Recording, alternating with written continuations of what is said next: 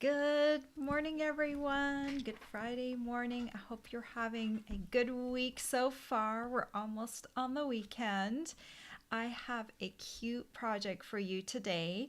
And finally, I'm breaking into Christmas. We have a holiday catalog that started this month, and I really haven't done anything Christmassy with it yet because I haven't felt like it. And I know it's super early, but at the same time, I know that a lot of people prep in advance for craft fairs and stuff like that, and they want to get ideas in advance because the Christmas holiday is a big one. And so I designed this cute little box right here, and this is made with the handmade tag punch. It is part of a bundle, and it just is like a little box. I made the lid fit snug enough, and inside it holds about the size of a Ferrero Rocher or a Lindor chocolate. And I made cookies to go inside here. It only fits one cookie because this is the size of the punch shape. But the cool thing about this project is that you don't need a die cutting machine. You just need the punch and a scoring tool. And so this is, as far as project goes, this is probably, I don't know if it's not a difficult project. It does involve a few steps, and you'll see those today. But it's just really cute, and I use some pretty paper and then just some stamping on the top. I love, love, love this bundle. It's got one of the greetings is baked with love. I'm just gonna pull off the lid because I don't want to disturb my cookie that's nested, but it says baked with love. And as soon as I saw baked with love, I was like, I am baking something today. I'm not sure what yet. And I love that little gingerbread man. So what I did, I baked on gingerbread snowballs. And I have the recipe. I've linked to it at my blog. And I'm also going to send out on Saturday. I normally send out a project sheet for my email list subscribers. And if you're not an email list subscriber yet, then you should be one. Look down in the link of this video, go and click on show more. And there's a link to sign up for my email list. It's a free email list. And this is the project sheet I will be sending out on Saturday. And I'm also going to be sending out I do have the link to the original recipe on my blog, but I also wanted to kind of adapt the recipe with a few notes that I made because I'm a very, I should say, I'm a very precise baker. And when I get into the details, I switch some things around. And so I thought I would give you those notes to help you with your baking in case you did want to make these gingerbread snowballs. I think the recipe itself, I love it. It's a very mild flavored gingerbread. So if you don't typically love gingerbread, you may want to give this recipe a try because it's just it's like a shortbread, but it's got a mild gingerbread flavor to it. And I taste tested it with my husband and son yesterday, and my son rolled his eyes at me and he goes, Mom, I have to eat a cookie. He was just joking, of course. And he was like, oh, this is so good. So yeah, you should definitely try the recipe out. And I didn't come up with the original recipe. Someone else did that. I'm not a food blogger, but I do love food. And I do almost every recipe I make, I change the recipe at least a little bit because I'm always tweaking things to my preference and my liking. So I don't know about you, but that is just me. All right. Without further delay, I'm going to pop over to my other camera and we'll get started on this project. All right, let me prop up my project sheet so I can follow along. And let's talk really quickly. Here are the different boxes I made. The greetings in the stamp set are varied, so you can make whatever you want. And you know, the Baked with Love greeting, if you didn't put the gingerbread man there and you just put some hearts on there, you could make a recipe at any time of the year. It doesn't have to necessarily be Christmas, but I figured a lot of people do bake for Christmas. So my mom said when I talked to her on the phone last night, she said, like it only holds one cookie. And I'm like, yeah, because sometimes you just want to give out a little treat because you don't have, maybe the capacity to give everyone a big cookie box. But okay, let me just show you this.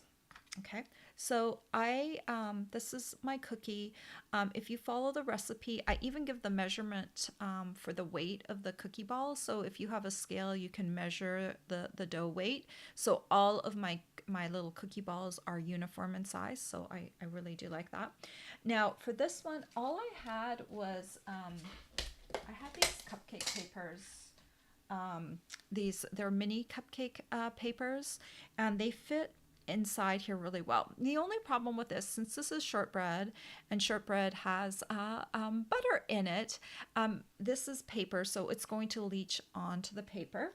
So if you have these mini cupcake papers, go ahead and just line the bottom of your box with some wax paper first, and then put the cupcake liner in. Or the other thing is, I'm going to leave you a link in the description of my video down at the end of my supply list where you can get foil lined mini cupcake liners that are the same size as these ones, and they won't bleed into your project. But if you're doing this, you'll definitely want to line it with something. But doesn't that look cute? It just looks really pretty and finished. And it's funny how the liner kind of, it's these liners right here that are round, but when you put them inside a little box, they kind of look like a square liner. So it kind of ends up being super, super cute. Okay, let's talk about the supplies I use, the main supplies. This is the Handmade Wishes bundle, and I would buy them together so you can save 10%. Look at, this has a nice little frame that matches this, and the greetings are just wonderful.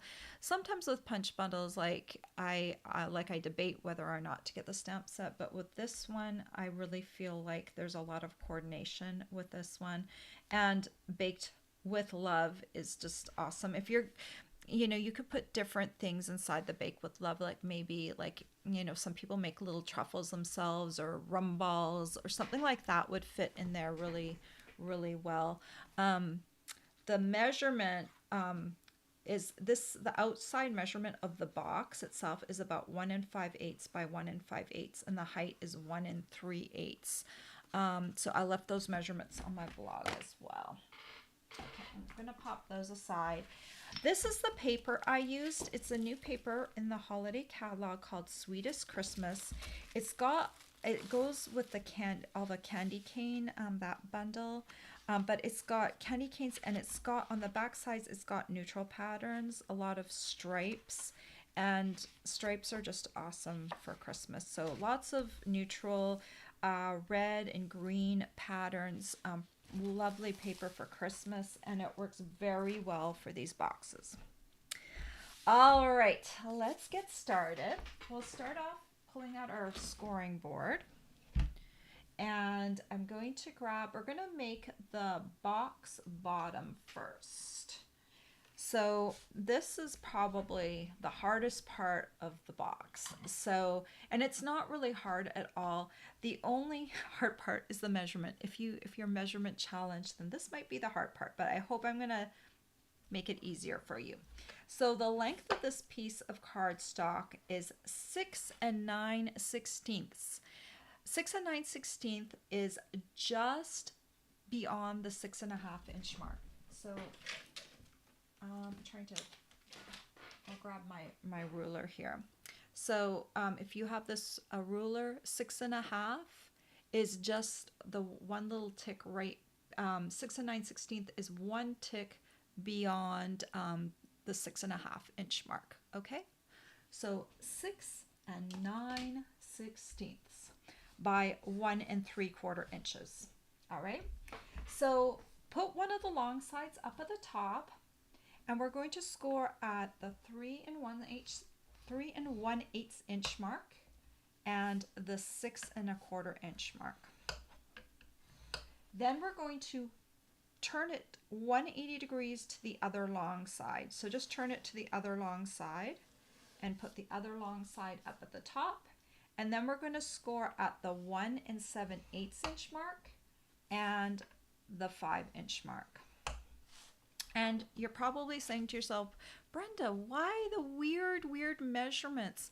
So the reason for the 1/16 is because I'm making this a little bit shorter than the box lid.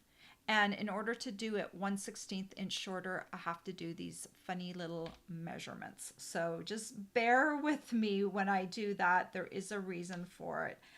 Then turn it to one of the short sides and score at the 3/8 inch mark. All right.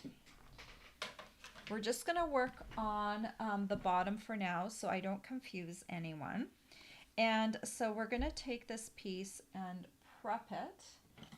We're going to cut away this small corner square first. Okay. And then we're going to cut V's into, this is, you can see this is the narrow side. These are going to become tabs. We're just going to cut little V's into there.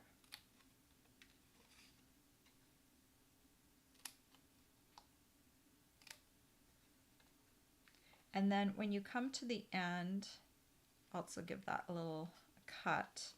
And so you're going to just build this one. Let's make this one a little tab as well.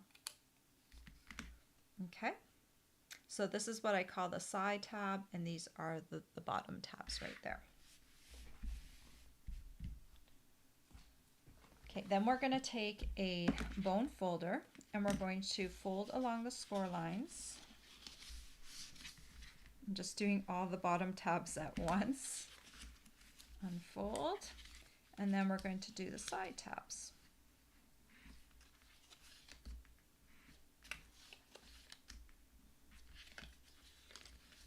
And we'll do this one. All right, so we're going to glue this tab right here onto right here. So you can do it in the air, but if you do it flat, if you just fold over one side plus the little side segment here,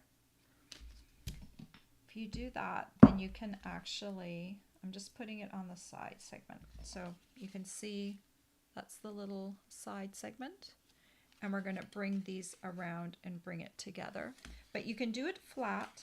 If you do it like this, fold over one side plus the little seam and then just press down.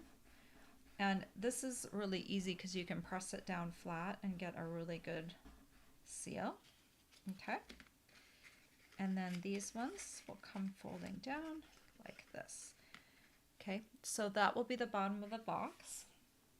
And I'm going to take a piece of cardstock that matches my base. So I'm using garden green, so I'll use the punch, and you kind of stick it in on an angle. So, and I just want nothing stamped on this. This is the box bottom. It's so easy to create with a punch, right? Because I don't have to run anything through. It's just stick it in and punch it. So now I'm going to put Tombow on these tabs, these bottom tabs. Okay, and then we'll just put this right on top here. And I'm kind of feeling with my fingers, I can actually kind of feel where the corners are.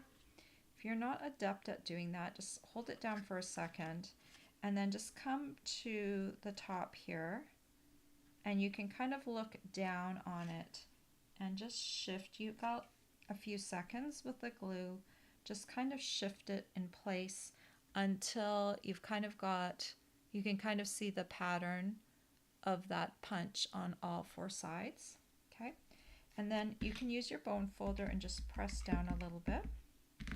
To finish off the bottom of the box, you can take a piece of matching cardstock. This is a 1.5 inch by 1.5 inch piece. If you want to make it fancier, take a piece of the pattern paper and cut it to 1.5 inch by 1.5 inch. Or if you want to leave a message at the bottom of the box, stamp on your piece. Maybe use white cardstock so you can see your message. Stamp on it and then add it to the inside, because you won't be able to stamp once it's on the inside. But I'm just going to put some Tombow on here.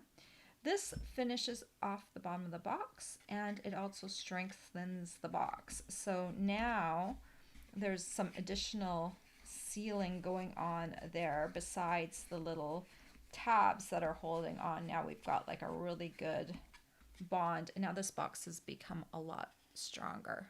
Okay, so that's all there is to the box bottom, and the box top is actually slightly easier to make. So that's why I made the box bottom first, so that I could show you what the hardest part was first. Okay, so now we'll bring our scoring tool back in, and this time I've cut some of that paper. Look at these happy stripes. I love it. Okay, so the box top is 6 7/8 by 1 3/4 inches. 6 7/8 by 1 3/4. Okay, and then I'm going to score at the long side at the 1 5/8 inch mark, the 3 1/4 inch mark, the 4 7/8 inch mark, and the 6 1/2 inch mark. And then I'm going to turn it to the bottom, one of the short sides, and score at the 3/8 inch mark. Okay. So now we have this piece. It's going to be harder to see the score lines on this piece, but don't worry. I just want to show you. I have a little diagram that kind of shows what they're supposed to look like. So you'll have that on your project sheet. So when you're working, you'll be able to see that and work along, and hopefully it should be easy. So again, we're going to cut away that little corner square. You make the, you prep the pieces in the same way. Okay, say you're working with a really busy pattern on the side and you can't really see where the score lines are. Sometimes it's easier to see it on the back side. I don't know, either one of these is probably about the same for me, so I'm just going to stay on the side that I actually want to use. If you have trouble seeing the lines on the pattern paper, also taking this to a window will help a lot. Okay, let's get rid of those little pieces. Okay, so now we're going to fold along the score lines. Do those tabs first. And with designer series paper, it's a little lighter than cardstock, so I'm using just a little bit lighter of a touch.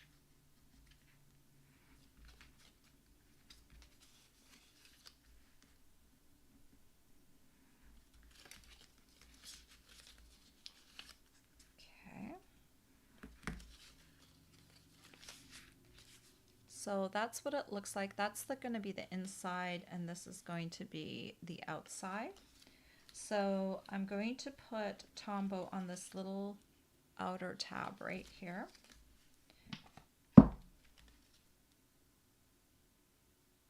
It's the side tab. And then I'm just going to fold this over like this and press down. Okay. And then we're going to do the same thing. We built the bottom the same way, the top the same way as the bottom. I'm going to use garden green again. You can use whatever cardstock you want. You're not going to see a lot of this. You might see a little bit of the underside of this piece. So I'm going to have to punch from here. So you can't punch along quite the same way as you can with a square just because of the way this piece is angled, but that's not a problem. I'll just flip this to the other side or just cut off this piece and then you'll be able to access that point. So you kind of need a corner point to come in. This is a lovely, lovely punch. Okay, so then we're just going to put some Tombow down at the bottom here, on the bottom tabs. Okay, there's also a reason why I built my bottom first, because it's made out of cardstock. It's quite stable now. I can just slip this over top, and now I've got a nice solid base, so I can stick my lid piece on. Now I'm going to add a second piece. See how I have a white piece on top? That white piece is still coming on top afterwards, but I am building this first with a garden green piece. Okay, just give it a little press and then you can turn this around.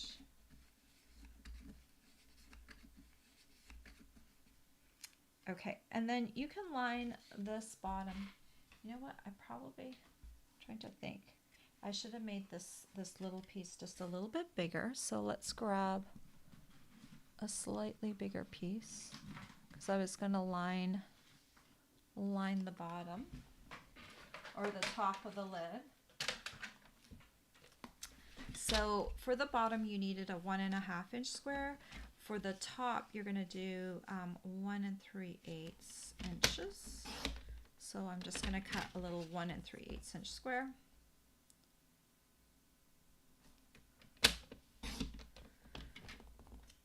Okay, so what you can do for this piece if you want to, there is a to and from. Where are you? To and from. So you could theoretically, if you wanted to, you could put like a to and from on here. I'm just going to line these up. Oh, come on. Stay put. You don't want to stay put. Okay, we're going to do this a different way. Let me grab 2 A blocks. I was going to put them on the same block, and line them up on the paper, but yeah, no, they don't want to do that. So I'm just going to line them up on separate blocks. If I had time, I would probably line them up. So I'm going to take garden green, and you could do something like this. You can do like a little to, and then you can do a little from, or if you wanted to, you could do like the to on an angle and the from on an angle too. Like you could do it like this. Since the top label is going to be on an angle, so that could be to, and then you could do the from kind of in the center. So you could do it like that. Oh, you know what? Wait a minute, that's like wrong. I should have gone up 1. That was 1 3/8. I needed 1 5/8. That's wrong. I went down 1/8 of an inch instead of up 1/8 of an inch. Okay, revamping that measurement. It will be correct on the project sheet. It's like that just looks wrong. Wrong. But that gives me a chance to try something else too. Okay. So we've got 1 5/8 inches. So now this fits. Those 1/8 of an inch. Sometimes when I'm not thinking, so you could do something like, say I was doing like baked with love, right, on the front, and you wanted to add Merry Christmas in the inside. Okay, so we could do that, right? Let's grab some blocks. This always gives me opportunity to show you different things, you know, making a measurement mistake. It wasn't a crucial mistake. Okay, I'm going to use Sweet Sorbet. It's kind of a very, I would call it a happy red. It's got a lot of personality.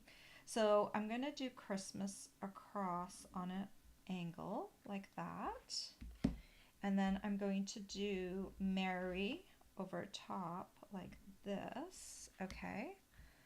So then we've got those two. And then if you wanted to, I put so many of my stamps away because I thought I wasn't going to use them. But you could do, oh, we've got a little Christmas tree. I haven't used that one yet. Let's do the Christmas tree. I'll grab another little A block. This is why I have a lot of blocks, because as I'm stamping, I'm using up a lot of them. So we'll do that. We'll put a little thing, and then we can do for the inside, since we'll grab a little gem. Okay, and then we'll put it right on the top of that Christmas tree. Isn't that cute? See? I'm having fun. Move these aside. We still have to do the top. All right, so this will be the inside, and I can just take this, and I'm looking for my seam. Where's my seam? I can't even find it. That's how good. There is a seam. Okay, there's the seam. So I'm gonna have that be away from the person. So I'm gonna do, I'm trying to think. So yeah, that will be, I'll do the seam on the other side. I am gonna click that off. My phone is ringing. Okay, so I'm just pressing down on there, and now you can see on the inside we've got the little Merry Christmas. So I'm going to do the Baked with Love one. So let's go ahead. We'll put this on here. Seams to the back. The seam to the back, and now we'll do the front, the top of our design. So let's stick these aside for a moment, and I'm going to come in with the frame. This frame is lovely.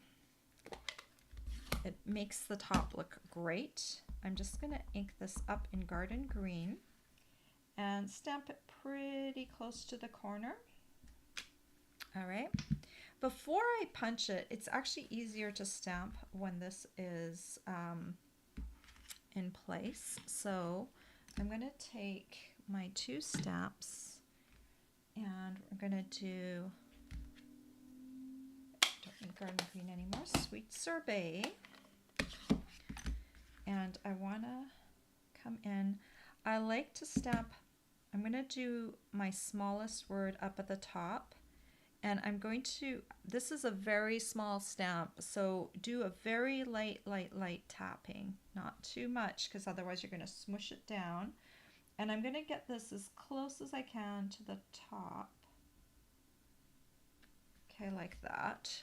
Okay, so I have room for my gingerbread man. And then come in with love, baked with love. And scoot that right up as close as I can to the top. Right, and then I'm going to come in with soft suede, because it's a great color for gingerbread men. My little gingerbread man is hiding. And just a light tap as well, because you don't want to obliterate the detail. And then I'll just put that gingerbread man right down there. And then I need Sweet Sorbet one more time. Since it says Baked with Love, I'm going to add a little heart. I'll do it on the side. And all of these stamps, because they're small, with maybe the exception of With Love, you're going to use a very, very light touch, because you don't want to smush it down, because photopolymer is kind of malleable. So when you press down too hard, it kind of warps the image that you're trying to stamp. And then I'm just going to give this a little punch.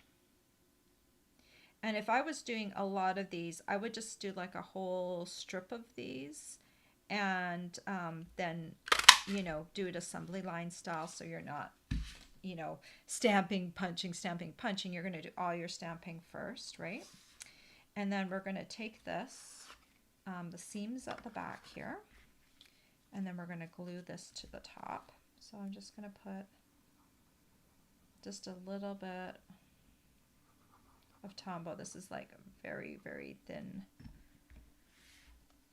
And then we'll just put this on here and line it up.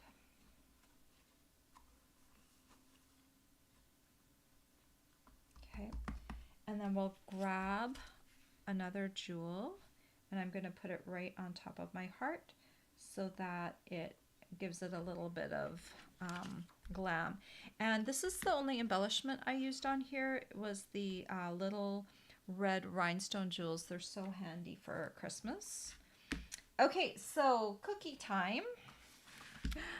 I had this big sign. I baked the cookies in different sizes to test them out, and I had this sign yesterday like, do not eat my cookies, they're for my Friday project. So these are all the smaller cookies, and later on I allowed them to eat some of the bigger ones. So if I were doing this for other people, I would use gloves or make sure that my hands were washed before I did this.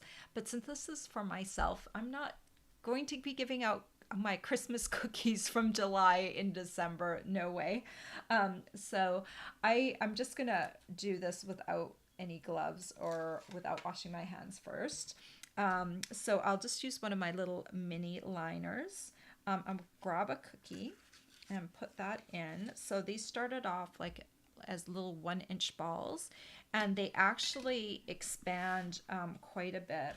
So for my method, I'm going to just use like a little piece of wax paper. Since I have a paper liner and it might bleed into my cardstock, I want to make sure that I just like put a little piece of wax paper underneath there, and that should help with that. And then I'm just going to squish that down into the box. And then I can put my little lid on top of there. And because I weighed all of my cookies, they were little 12-gram balls. I know they're all the same size. Like I'll start them off as balls. They will bake down and flatten a little bit.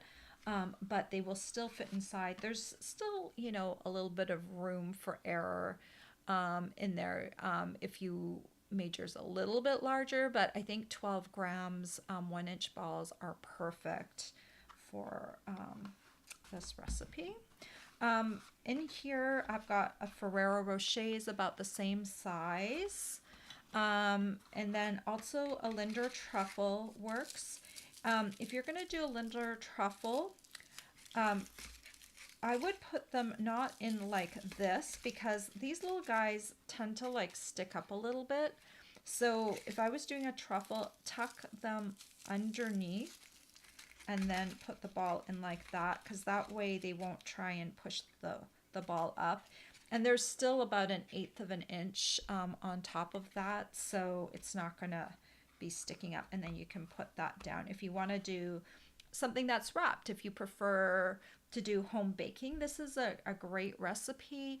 And if you want to do a wrapped chocolate, that's a really nice size as well. So you have some options, and maybe where you live you can get different truffles or whatever. So you just do find something that works for you. And I love this box. I think it's going to be really popular. They're just very, very cute little tiny boxes. All right, I'm coming back over to you guys, and I'm going to talk to you, find out how your day was, and ask any questions you have while I am still live. Those foil cupcake liners, if you're looking for them, look for them at the bottom of my supply list. They are there. Let's see. Oh, I do have a host code for this month. There it is. And if you spend at least $50 with me this month, you are going to get lots of rewards because Stampin' Up! Is going to reward you. Stampin' Up! Will give you, for every $50 or $100 you spend, it's celebration. So you're going to get to choose a celebration product. There's paper, there's dies, there's stamp sets, so there's lots to choose from. And I'm also going to reward you. So I will be sending out the Fun Flower Resins Shapes if you place an order with me, and those will be mailed out in August. But you earn it in July. It's just one per month, one gift per month. So, but you will get these if you spend at least $50. But please use this host code right down here to get that gift. Okay, I'm going to read some of your comments, and all the supplies I used today are down below in the video, or they're over on my blog. I've got lots more pictures on my blog, so you can go back and have a look at things. So don't forget to hop on over there. All right. Good morning, Ellie and Dee and Birgit and Alita and Ver Blue from Tennessee. And hello, Marty. Good morning, Pat. I'm just reading the comments. Dee says the project is so timely. Just ordered the set. Oh, good. It was one of the first things I ordered, and because I wasn't quite ready for Christmas yet, that's why I ordered it, because I thought it was kind of versatile, and I am a sucker for punches. I really do love punches, and this one has a really nice shape to it. I'm hoping to do some other things with it, but a nice box to begin with is really cool. I'm trying to show that so it doesn't have a reflection. It's very shiny. It's almost like a mirror finish on the punch, but it's a really, really good punch. Shortbread and gingerbread, the best of both worlds. It's true. I really do like a nice dark gingerbread. So this one was like, it's a very mild gingerbread because I know what nice strong gingerbread tastes like. So it's like, I would say it's a shortbread cookie with a mild gingerbread flavor. So even people who don't really love gingerbread will probably like this. It's just got a little bit of spice to it. Good morning, Vandy from Texas. Ellie said, cupcake papers, wax paper, you think of everything. Well, I try and think of how someone would share this. And the good thing about shortbread is that shortbread does not have any eggs in it. And it doesn't have, what else was I thinking? It doesn't have ingredients that are going to spoil quickly. And the powdered sugar on top is going to help preserve things a little bit. So it is a little bit more of a hardier cookie. So that's why I chose something like that. There are some really cool Snowball recipes that involve cream cheese. And, you know, when you get into ingredients like that, they're not quite as hardy. And, you know, if you're making these in advance, and you don't want to necessarily want to store these in a fridge, and someone might not eat it like right away, so you don't want something that's supposed to go in the fridge and stay refrigerated. So I would choose to put something in there that can be shelf stable for a little while so that it doesn't go bad. But do not make them in July for December. Do not do that. This is just a sample, and my family can benefit. You should have seen my son and husband's face as they sample things. You know, they're always game for the sampling. Okay. Pat says, great box. That's a really versatile punch, I think. It is. I'm going to make more things with it. Dee said, such a sweet treat box. I can see these as place card holders with a treat for tea or dinner. Yes, that would be a good use for them. And if you want to, you can stamp the person's name or write it on the box, or, you know, but I like where's the one I made today? I like this, baked with love, and then you turn it over and Merry Christmas. And then if you wanted to, at the bottom of the box, you could put your name, like from so and so. Isn't that cute? The little Merry Christmas on the inside. I didn't do that with the first box, so I'm just looking at that and thinking that is really kind of sweet. Let's see. Bear Blue says, such a cute tiny gift box.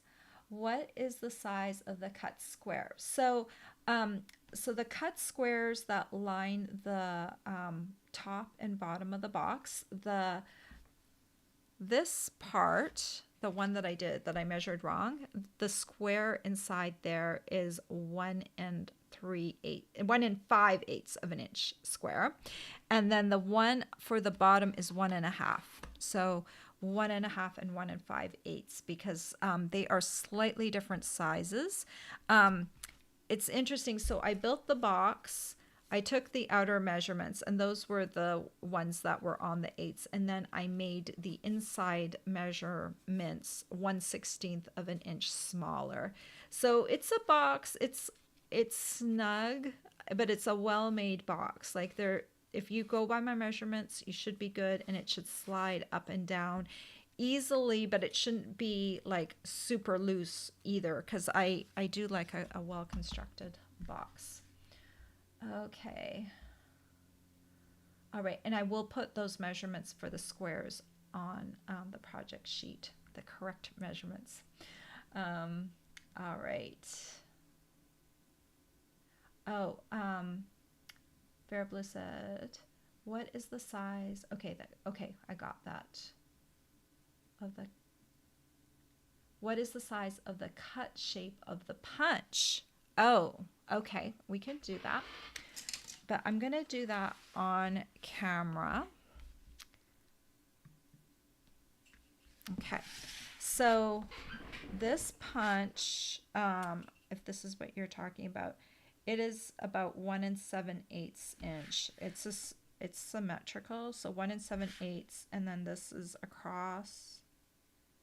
It's about 2 3/8 of an inch across the diagonal portion of it. But I don't know. I love how it looks. You could do it with a square top as well, but it's not going to look as pretty as having that deckled edge around the edge. It just looks so nice when you have it in your hand. It looks fancy. It's a fancy little box. I hope I answered your question, Verblue. If I didn't, just let me know. I measured the punch, and the size of the box. So I'll just show you. Each side on the outside is 1 and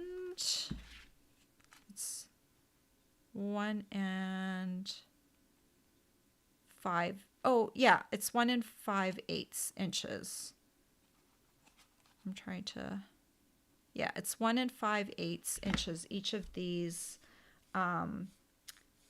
sides is 1 5/8, and then the height from bottom to top is 1 3/8 inches. Now, if you wanted to make a taller box, that would be pretty easy. You just change the original side that you're starting out with is 1 3/4 inches. You just increase that by how high you want to go, and you still keep all the same score measurements. You're just going to build a taller box. I started off with a slightly taller box, and I shrunk it down once I could see how tall the cookie was, and I think that the shorter box is cuter. I don't know. I'll have my prototype box here. So this is my prototype box. This started off with 2 inches, so 1/4 inch, and then this is what it came out to be. So I don't know. I think the shorter box is just a little bitty cuter than so that's why I adjusted the little measurements. Okay. Marty says the cookie looks like a Greek wedding cookie. I think a lot of places have wedding cookies. Like there's also Mexican wedding cookies. And in the US, I think they call them snowballs, but they are, I think they're in different countries and they're different things. So Mexican wedding cookie, Greek wedding cookie, snowball. Um, it's a shortbread base with all of them. I think with some snowball cookies, they have nuts in them. So that's also a consideration when you're baking for other people. You might not want to put nuts in them if it's like a whole group of people and you don't know, what their preferences are. I think there's something about nuts that, I mean, it's a little different. um, if someone has like food sensitivities, like they can't eat gluten or something like that, that's one thing. They probably know that most baked things are off limits. But with nuts, you just want to be careful with that. So they do have some recipes on there. And this gingerbread recipe doesn't have any nuts in them. If you're doing a regular snowball recipe, look for a nut-free snowball recipe. I would recommend that over doing, because I've seen some with pecans, some with walnuts, some with almonds, and you don't want to necessarily have one with nuts unless there's a big nut stuck on top of something. Then people like really know it has nuts in it. You want to take a chance and uh, gets kill someone with nuts, right? Okay, I know that's a side tangent. Good morning, Judy. Um, sorry you didn't get here on time, but and you're gonna watch the replay, and thank you for saying it's a darling box. All right. Oh yeah, and Marty mentioned the nut allergies too. Yeah. So we've got to be careful. I think with nut allergies, like you're talking that you could really make someone sick or they could die. So I think with that, I'm just a little bit more careful. Everyone has their diet sensitivities, they can't eat something or other, but most often it won't kill them right away. So as bad as like a nut allergy is, we do want to try and be a little sensitive to that. All right, guys. I hope you love this project as much as I did. I had fun baking yesterday. Baking Christmas cookies in July was something I never ever do. So I hope you enjoy the recipe. Watch for my project sheet in your email inbox tomorrow. And you need to be on my email list to do that. So look for the link to sign up for that below. And I hope you all have a great weekend. And I will see you back here next week. Tuesdays, I go live at 10 a.m. on Facebook. And Fridays, I go 10 a.m. live, 10 a.m. On YouTube. All right. Take care, everyone. Bye bye.